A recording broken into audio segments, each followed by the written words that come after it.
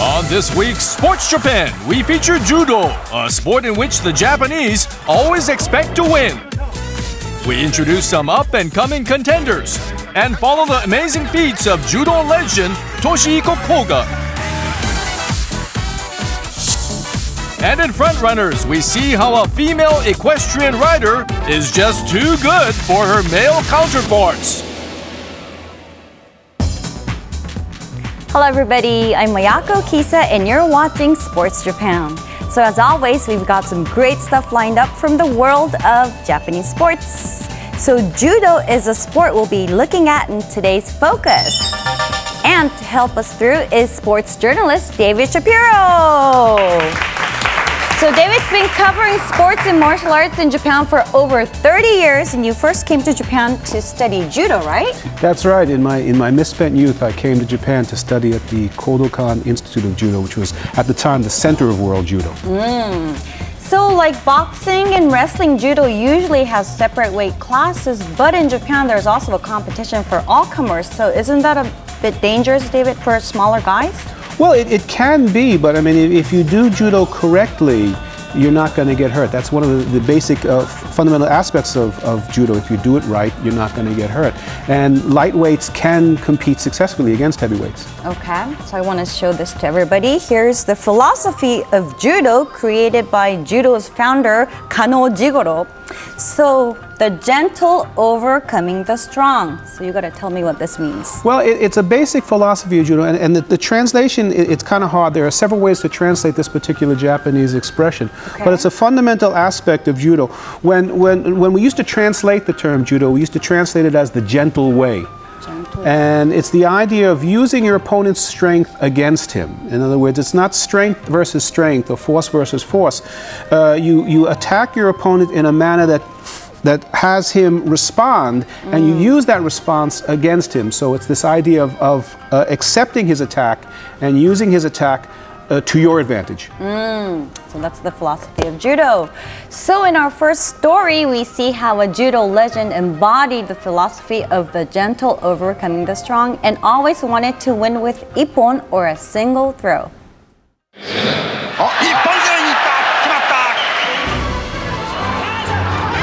Known for his exciting and attacking fighting style, Toshihiko Koga is one of the greatest judoka the world has ever seen. I never stopped fighting until the very end of the bout.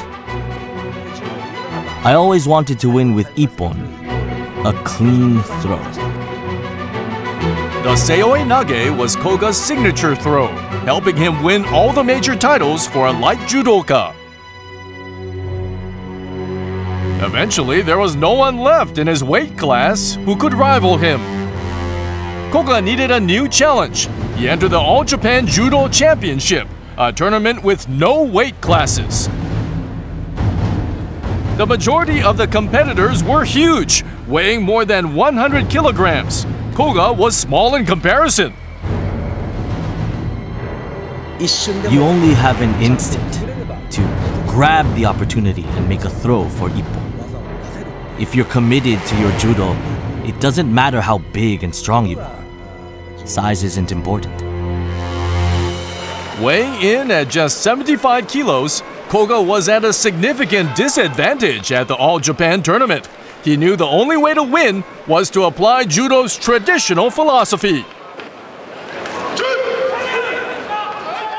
Right from the start, Koga goes on the attack, using all his mastery to overcome his larger opponents. His speed and technique is amazing. His direct approach is impressive, and he cruises through the earlier rounds. In the quarterfinals, he faces Hirotoshi Watanabe, the tournament's heaviest competitor, at 155 kilos. But Koga is undaunted and goes in attacking as usual.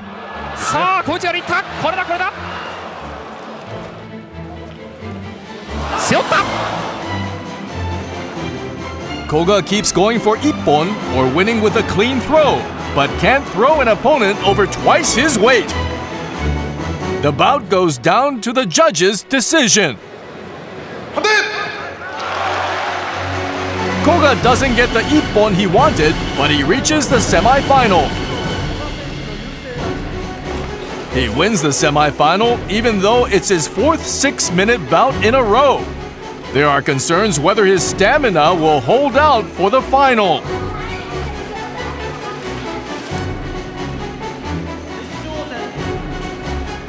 Koga psychs himself up one last time. The formidable Naoya Ogawa, the reigning heavyweight world champion, is his opponent.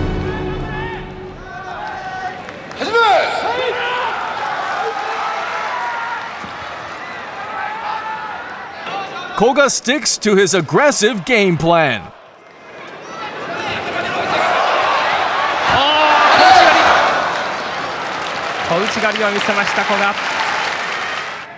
The final is 10 minutes long.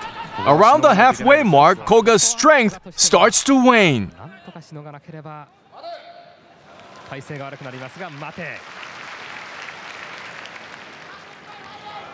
He tries to keep the pressure on, but gaps start to appear in his defense. And then after 7 minutes,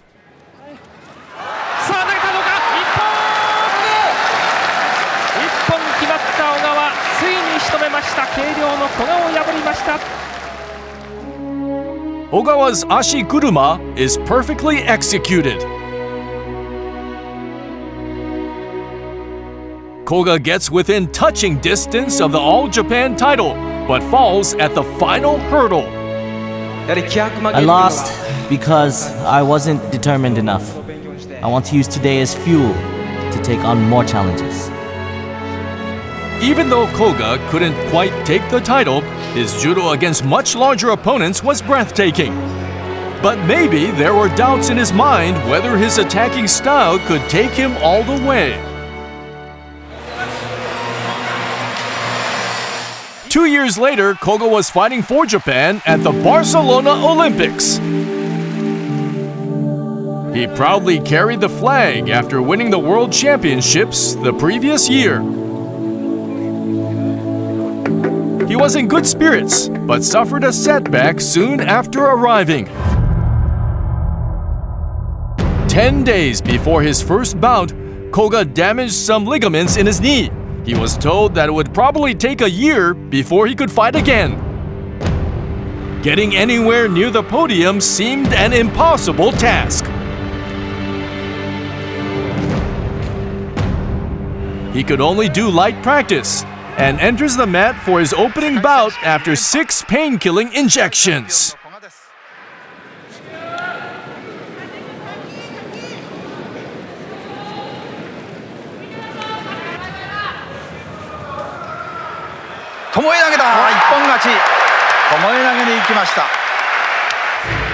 Just 20 seconds into the contest, Koga wins by ippon with tomoe nage.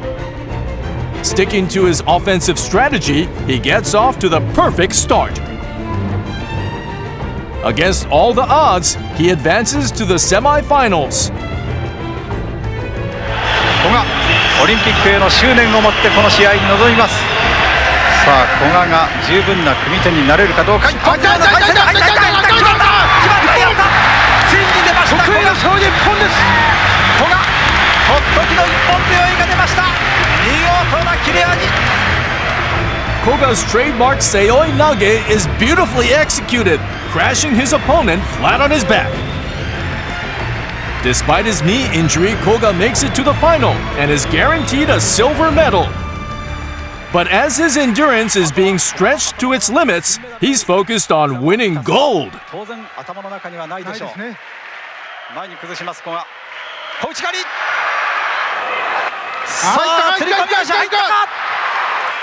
Unlike the All Japan final 2 years previously, Koga keeps his concentration to the end. Neither judoka score in the tight and intense battle. The judge's decision will decide who is Olympic champion.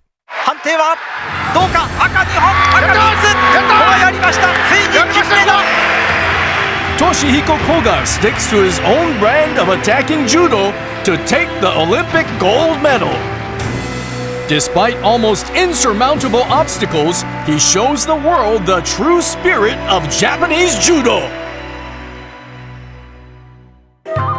I do remember the moment when Koga won gold in Barcelona, and I think the whole country does. Yeah, everybody does. But you know, the thing about that gold medal, as spectacular as it was and as dramatic as it was, everybody who covered judo and everybody in judo really wasn't surprised at him taking the gold medal. Really? It wasn't that he was that good. He was that much better than everybody else around him.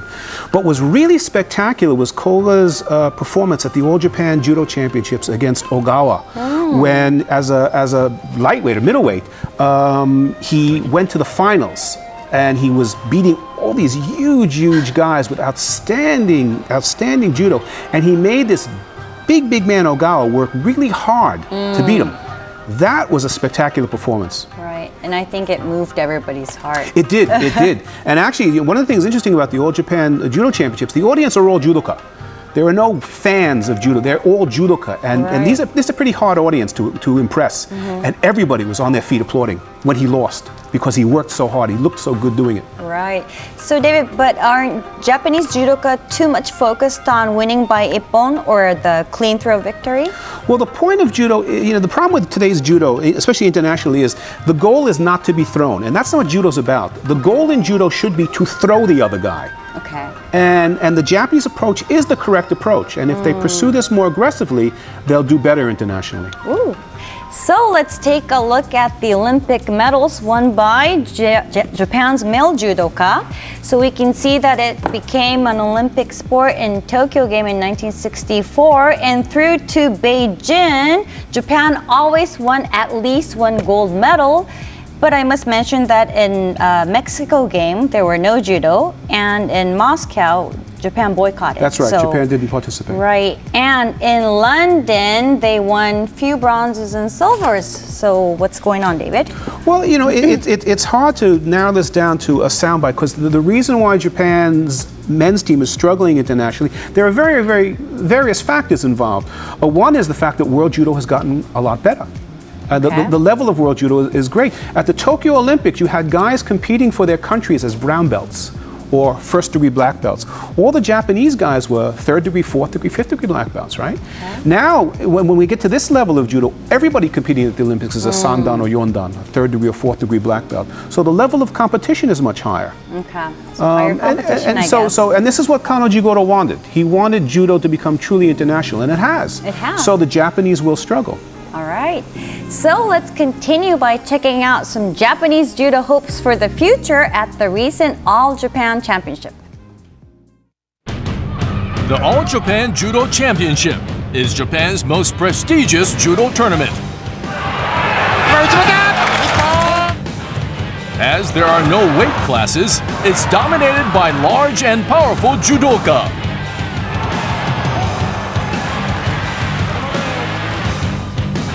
Hisayoshi Harasawa and Ryu Shichinohe contested the final, two heavyweights expected to reach great heights.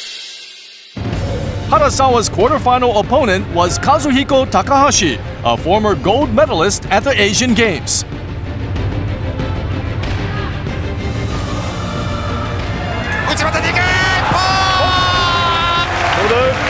Harasawa sees off Takahashi with a spectacular ippon. Harasawa's semi-final opponent is defending champion Takeshi Ojitani. Ojitani's in great form, but Harasawa goes all out for the win. Although he doesn't make an ippon, Harasawa controls the bout and wins on the judge's decision. He marches forward to the final. The other finalist, Ryu Shichinohe, also impressed. In the quarterfinals, he surprised everyone as soon as the bout got underway.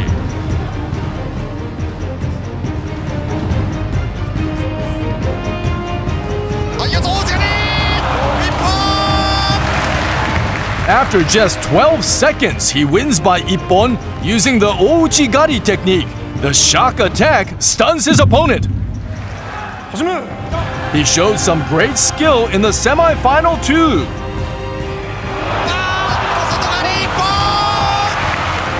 Ippon once again. It's especially sweet as it's an opponent he's never beaten before.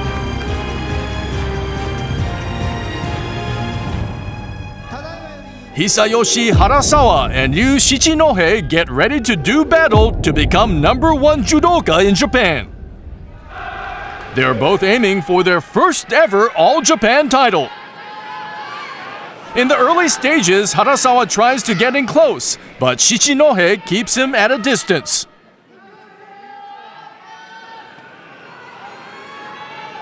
Even when Shichinohe gets hold of Harasawa's judogi, he simply tries to restrict his opponent's movement and doesn't attack.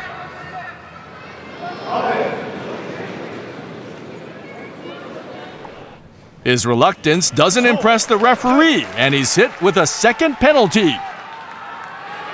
It puts him behind on points and gives him no choice but to go after Harasawa. But Harasawa remains poised and ready for the onslaught.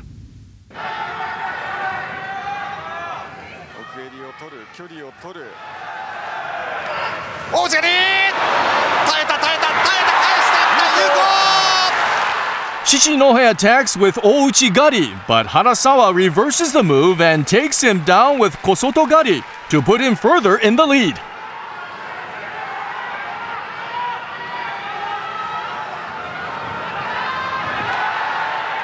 With 10 seconds to go, Harasawa is still in front. Shichinohe desperately needs ippon.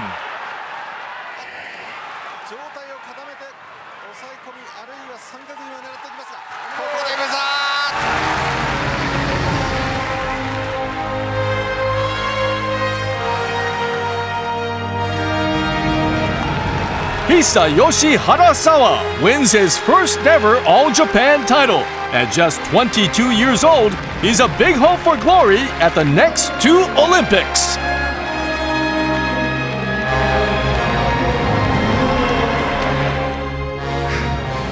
I put my heart and soul into this tournament. I'm very grateful to everyone who supported me. It seems like the future of Japanese judo seems pretty bright, don't you think? Well, I don't know if it's bright. There is a lot of promise out there, yeah, but I mean, there's a lot of work required to get back to a dominant position, if they can ever get back to a dominant position, because again, the level of world judo has gotten so high. All right. So what did you think of the champion Harasawa? What's your image on him? Well, he's the All-Japan Judo champion, so that means he is the national champion of the country. Okay. You know, whether he's ready to take that next step up is still a question mark. Because you know he hasn't really proven himself internationally on a big stage yet. Because the All-Japan Judo Championships is no longer the biggest judo stage in the world. You know, back in the day, the All-Japan champion was considered the best judoka in the world. That's no longer the case. So it's still a question mark. It's still a question mark. So he's not the man yet. He's not the guy. Actually, there is no Japanese judoka who's the guy yet. Okay. So at the World Championships in August, Japan will be represented by the more experienced runner-up in the Japan final, Ryu Shichinohe.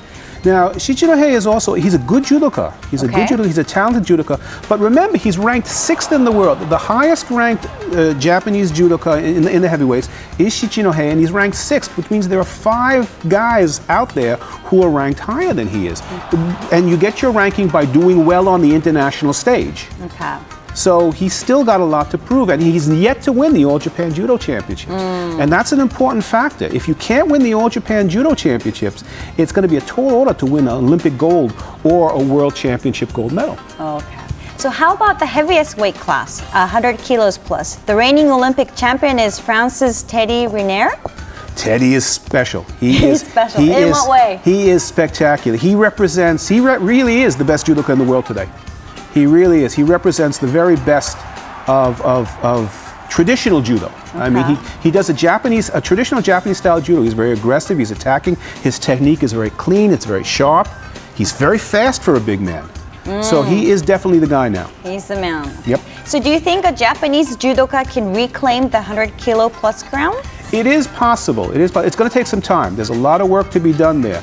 The Japanese will never dominate the heavyweights again like they used to, but the Japanese can still be competitive at that weight class. Yeah. Any tips for them? Well, going back to the Japanese style of judo, be more aggressive, attacking all the time. You always try to throw your man, don't spend your time trying not to be thrown. Be aggressive, and I think the Japanese should do well again. That is great to